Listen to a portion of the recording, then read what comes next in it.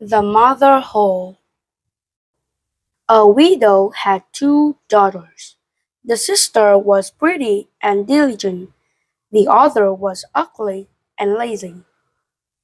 The mother extremely pampered the younger daughter, as she was her biological child.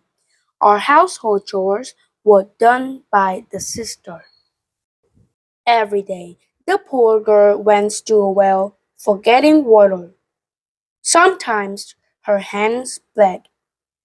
Once, the spindle was bloody. She intended to wash it, but it slipped out of her hand and fell into the well. She began to cry and ran to the stepmother and told her the story. The stepmother said, "Because you dropped the spindle, you must find it up." She desperately jumped into the well to find the spindle. The fear made her faint. When she opened her eyes and woke up, she felt herself in a beautiful meadow and countless flowers are blooming under the bright sunlight. She walked across the meadow until she came upon a baker's oven that was full of bread, and the bread called out to her, "Girl, I am baked. Please take me out or I shall burn." She went to the oven and took a peel of draw them all out. She walked on till she came to the tree with full of apples. The tree called out to her, "Oh, shake me! My apples are ripe." Then she shook the tree until the apples fell down. She gathered the apples in a heap and worked on again. At last she came to a little house where she met an old woman with large teeth. She was terrified and intended to run away. However, the old woman called her back and said, "Dear child, I am Mother Holle. Stay with me, and if you do household chores well, you will have anything you want. Your job is just to cleaning my bed and shake it carefully so that the feathers can fly about in order to create snow when you fell down on earth." She agreed to stay and help the old woman do housework. She tried to do everything according to the old woman's bidding. She shook the bed strongly so that the feathers flew about like so many snowflakes.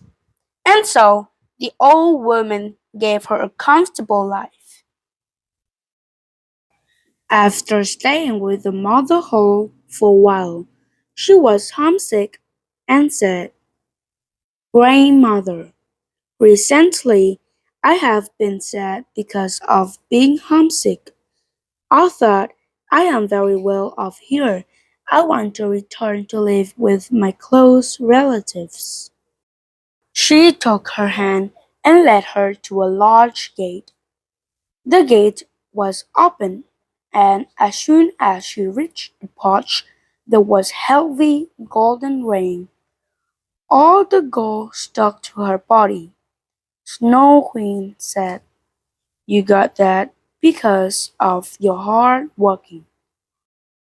According to the Mother Holle, soon she found herself not far from the stepmother's house. As she was covered with the gold, they gave her a warm welcome.